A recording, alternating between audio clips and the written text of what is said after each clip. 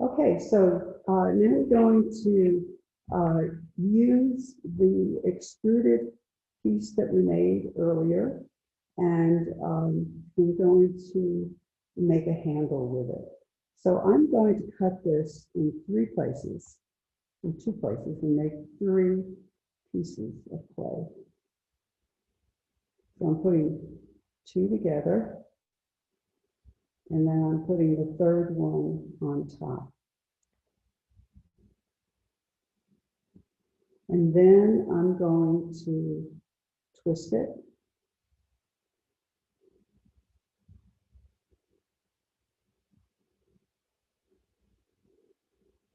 And that makes a nice braid. A lot of people like to make braided handles, but braiding doesn't work very well with clay.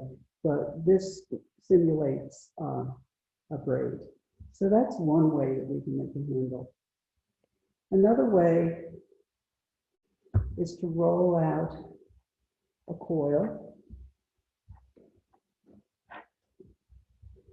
And you can also extrude a larger coil or a flat coil.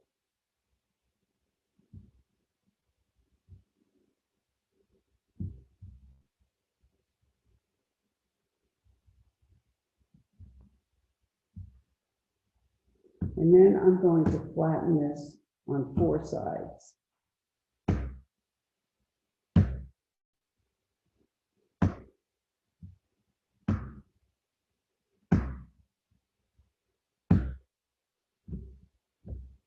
Okay, then I'm going to wet my fingers and I'm going to run them down the sides.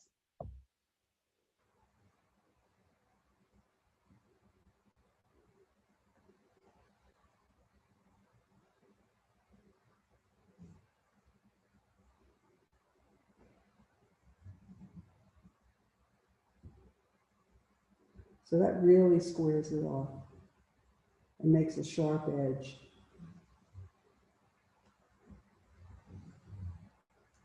And then we're going to do the same thing. We're going to twist it.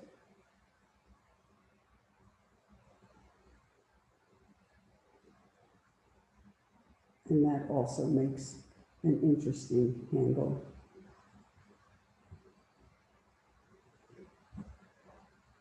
And we can just use a flat slab of clay, roll it out.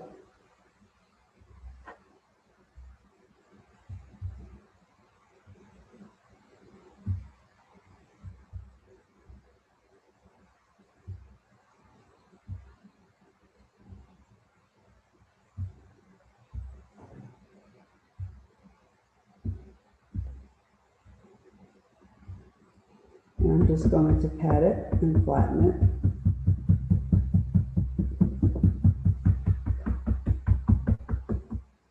And then I can take a sponge and run it down the center.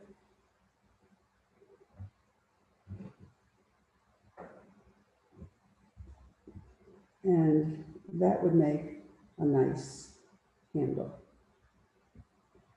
Now, the traditional way of making a handle is called pulling a handle.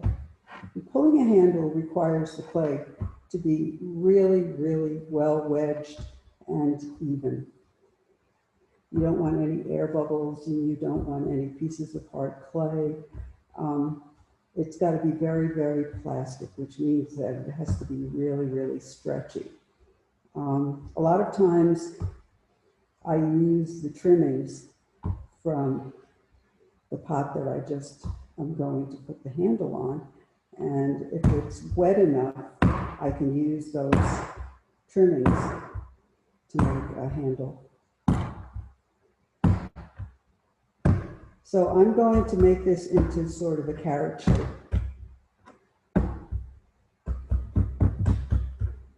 And then I'm going to take my bucket of water and I'm going to hold the clay in my left hand. And I'm going to get my hand wet and I'm going to run my hand front and back and on either side. And I run it straight down. And you have to be sure you keep your hand wet. So I'm going this way. And I flatten it. And then I stretch it on the sides. And this takes a little getting used to. And if your clay is not really well wedged, it will break off like that.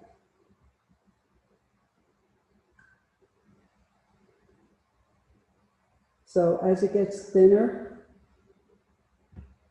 you're going to have to use less pressure.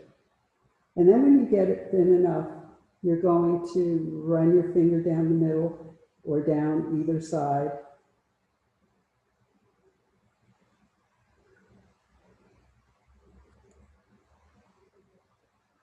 And then you hold it with your left hand, your fingers behind the clay and your thumb on top, and then you just press and take the clay off in your hand like that. And I usually let it hang on the side of the table to set up a little bit. So now you're going to take your pot, your cup that has been trimmed, and you're going to figure out where on the cup you want to put the handle. Do you want the handle to be huge from the top to the bottom? Do you want to add it here? Do you want to add just a little finger handle down here? That's a decision you have to make before you put your handle on. So I'm going to take my pin tool. This is where I'm going to put my handle. And I'm going to score it. And the same thing down here. And scoring equalizes the clay so that when I attach the clay here, it will go into all those cracks and it will make it like it's one piece of clay. So I'm going to put a little bit of water. And I'm going to lift my handle up and then break it off with my thumb. And then I'm going to take the top side of the handle and I'm going to press it against the cup. And then with my left thumb, I'm smoothing it out. And then I slide my hand down over my thumb and I press, make sure it's lined up and straight. And then I press my thumb in the middle and on either side. So that makes a nice curved handle.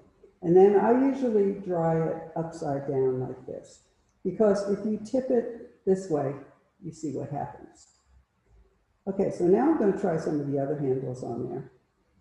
See what we've got.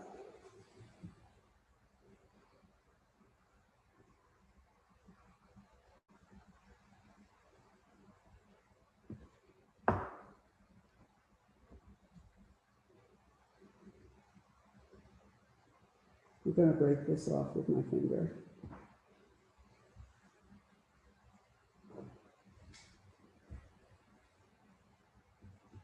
And again, lay the top side of it against the side of the pot. And then flip it over your thumb. So this one works almost exactly like a pulled handle. Go back and smooth it.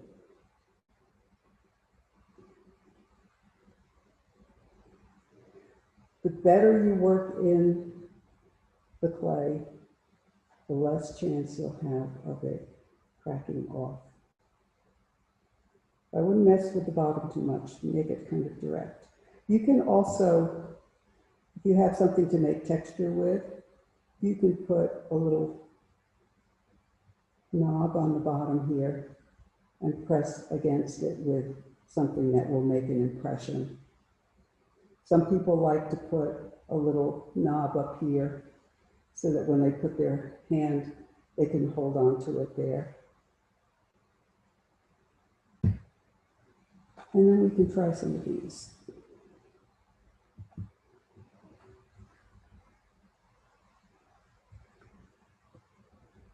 I think these may be a little bit too big for this pot. Maybe not. But that's how that would look. And then this one.